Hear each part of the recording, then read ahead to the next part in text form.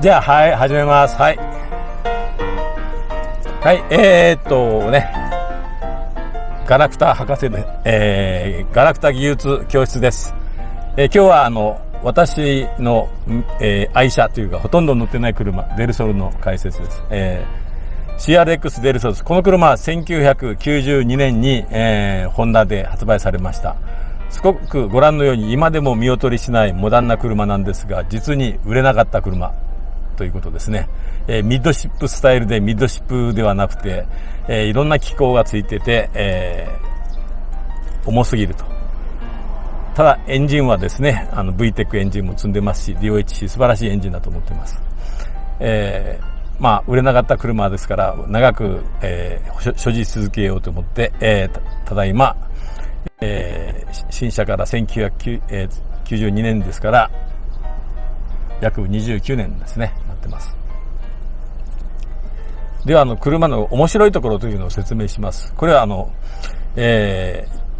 屋根が開くというのがお見せします。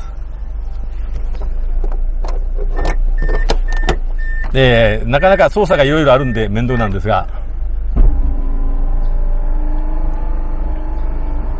空前絶後で屋根が後ろからリフトが上がって取りに来るという他に類を見ない機構です。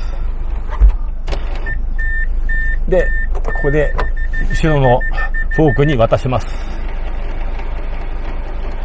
非常に我々機械業界ではですね、馴染みの機構なんですが、車業界ではあまり車に使う機構ではないと思います。これインターロックで誰が手を挟まないように一度止まります。で、確認してもう一度最終確認ということになります。で、収納しました。で、エンジンを見てみましょ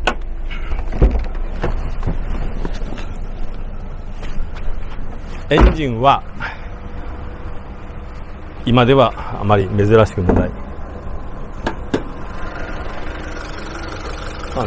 DOHC VTEC エンジンという一時一世を風靡しました名前ですね。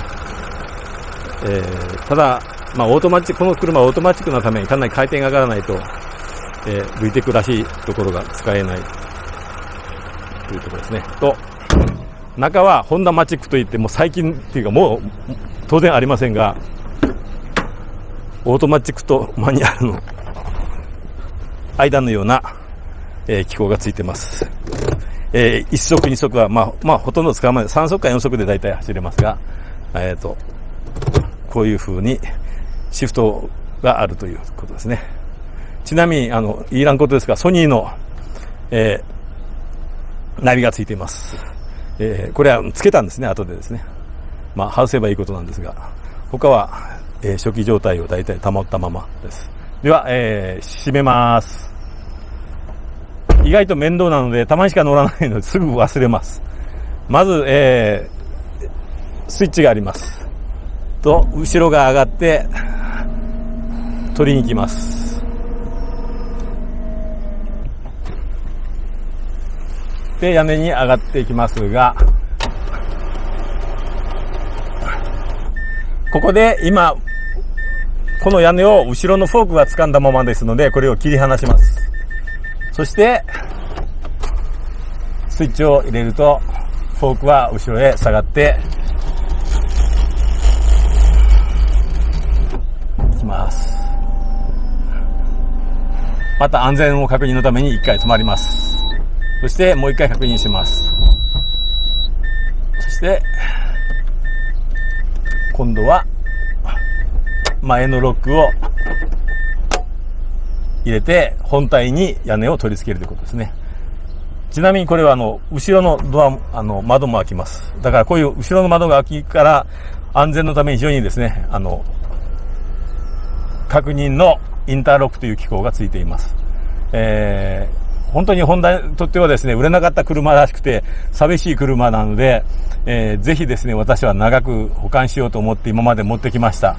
もし世の中にですね、この車好きだ、欲しいだとか、この車は長く取っておきたいという人がいたらですね、こういうことを、本当にそういう人に譲っていってもいいかなと思ってます。もう私の年でこの車をいつも走らせるわけではなく、車検の間にそうですね、年に2、3回しか走らないので、走るたびにいつもおっかなびっくり出しております。